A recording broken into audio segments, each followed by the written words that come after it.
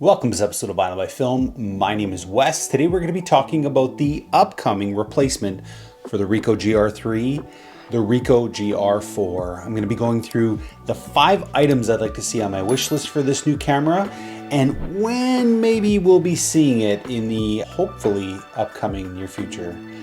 Thanks again for joining me in this episode. Let's get going.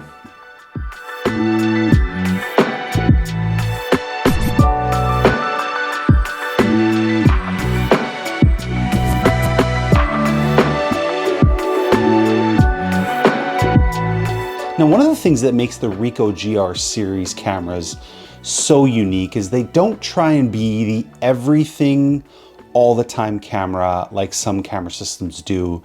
Ricoh has always touted itself as a snap shooting kind of camera. So a discrete street shooting type camera, something that is highly pocketable, something that is easily packable, any type of situation. The Ricoh GR series are fantastic for. So as I was kind of thinking about some of these wish list items that I would love to see on the upcoming Ricoh GR4, I had to kind of also remember the fact that some of these wish list items might slightly change the DNA of this camera as well too. In my opinion, it might move the DNA forward into a much more mass marketed camera, and maybe that's not Ricoh's intent, but at the same time I wanted to explain what some of the features are that I would like to see on this upcoming Ricoh GR4s. The first item I'd love to see on the upcoming replacement is weather sealing. Weather sealing is something that a lot of people have recognized as an issue with this camera. In fact, with the retractable lens on this camera, every time you retract and detract this lens, you expose the sensor potentially to dust.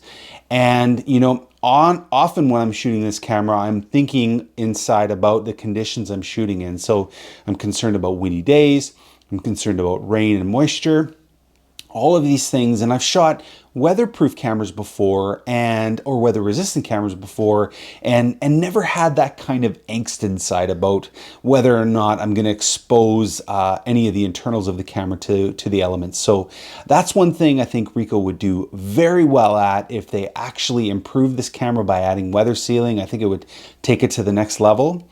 Now, just the idea potentially on how this could be done, you'll notice that the camera is incredibly thin. You'll see right here, there's a tiny little lens bump right here. In my mind, if they brought that out just slightly more, maybe they wouldn't have to retract and detract the lens. They could keep it all internal. And so in my mind, I think that might be a really good option for this camera to make it go from a camera that is not weatherproof to a camera that is weatherproof. And it might ruggedize things just a little bit more. So that's number 1 on my wish list, to make it a bit more weatherproof. Okay, so number 2 on my wish list is a viewfinder. This could be done in a number of different ways, but I'm talking about something that's either a pop-up or an internally built viewfinder. I think, in the world of premium compact cameras, they're becoming more and more popular again. It's swung in that direction. I think not having a viewfinder is a bit of a detriment. One of the things about composing a photograph and being able to look through the viewfinder, it kind of just takes you into a different world. You're no longer having to focus on the back of a screen, and now you can look through a viewfinder and compose your image, in my mind, much better. So for me, adding a viewfinder on the camera would be a huge game changer. To me, I think it could be done a couple of different ways. The original GR series film cameras had a very simple OVF in the camera, and it was small, but it was there. It was there when you needed it, and it's something I think they could go back to on this camera as well too. Or they could potentially add some sort of a pop-up viewfinder. A really good example of that might be the Sony RX100 series. In fact, the RX100 Mark III has a brilliant pop-up viewfinder. It's an EVF viewfinder that I think would be a really, really good option for this type of camera. So that's number 2. I would say definitely give us a viewfinder, whether it's a simple OVF or an EVF, I'd be fine either way. Okay, the number 3 item on my list would be improved battery life. Now, battery technology since this camera's come out in 2019 has obviously improved significantly.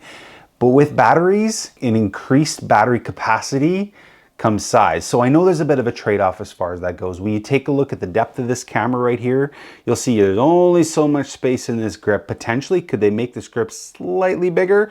Yeah, they could. And you know, that might change the DNA like I spoke about before, but at the same time, adding that just that little bit of extra space might be the difference between getting only 200 shots out of a single battery to maybe 300 shots. And that would be a significant improvement for me. You know, in fact, shooting with this camera is a bit frustrating at times because you can be out for 2 or 3 hours and you can easily burn through 1.5 or 2 batteries in that same amount of time if you're doing a lot of shooting on the street. So improving that battery quality to me is a must for the updated camera. In fact, Ricoh, if you don't do that, it's going to disappoint a lot of people. So I'd highly, highly recommend improved battery life on the Ricoh GR4. Okay, so the number 4 item on my list is customizable film simulations. I do realize that the GR cameras do offer this option now in terms of being able to customize your film simulations and create your own recipes. In fact, there's some fantastic recipes that are floating out on the internet, including what Fuji X Weekly does. They do some amazing, amazing work. And so, you know, for me, Fuji has done this so well. In fact, they continue to expand the ways that you can customize things to your liking in terms of creating your own film simulations, and they've done a brilliant job of that. Ricoh to me is only part way there. One of the issues that I have as well too is you can only store 3 film simulations on here. And so if you wanted to offer a more expansive list or a library of film sims, you're pretty limited on the Ricoh GR3. That would be probably my 4th item. I'd like to see Ricoh expand the customizability of their film simulations in their camera software, and then give me the option to have 8, maybe 10 different film sims, and that would be fantastic. And a quick way that you can switch between film simulations using a dial or a button on the camera, that would be fantastic. So the final item on my wish list is related to an updated sensor. Now, don't get me wrong, 24 megapixels, still absolutely brilliant on the Ricoh GR3, and resolution isn't everything for sure. But I really like using the 35 and 50 millimeter crop modes on my Ricoh GR3. To be able to get a bit more resolution out of those 35 and 50 millimeter crop modes would be fantastic.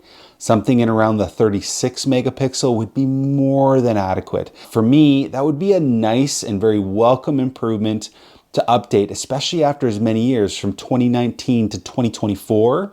To update the sensor into a higher megapixel range would actually be a welcome adjustment to this camera. And so that's number 5 on my wish list of 5 items, an updated sensor on the Ricoh GR4. So this leads me to my final point. When are we going to see the Ricoh GR4? Well, there seems to be really sparse news on the internet in terms of when this camera will be released. In fact, the sales of the GR3 are actually still quite good. I don't think they've trailed off at all. In fact, I think they've actually grown over time. And so as the popularity has grown with cameras like the Fuji X100 series cameras, so has the Ricoh GR series as well too. And so the Ricoh GR2 came out in 2015. Ricoh GR3 came out in 2019, so there's a 4-year gap there. And now it's been almost 5 years, or just a little over 5 years since the last release from Ricoh in the GR series. So it almost seems likely that we should see an update to the Ricoh GR in 2024. Now there's a video that came out just recently done by the GR photography channel on YouTube. They interviewed one of the designers of the Ricoh GR series, and he kind of hinted at the idea that something was in the works without giving too much information. So I think Ricoh is doing a really good job at keeping this under their hat. We really don't know whether or not the camera is going to be coming out in 2024 or in 2025. That it's likely that we'll see it in 2024, but nonetheless, it's definitely an exciting time for photography. I'm loving these premium compact cameras that are coming out. They're just so fun to shoot, and they're great for the genre of photography which I love, which is street photography. And so, anyway, this is Island by Film, and my name is Wes. Really appreciate if you like this video, consider subscribing and hitting that notification bell icon. And once again, thank you so much for watching this channel. Talk to you soon.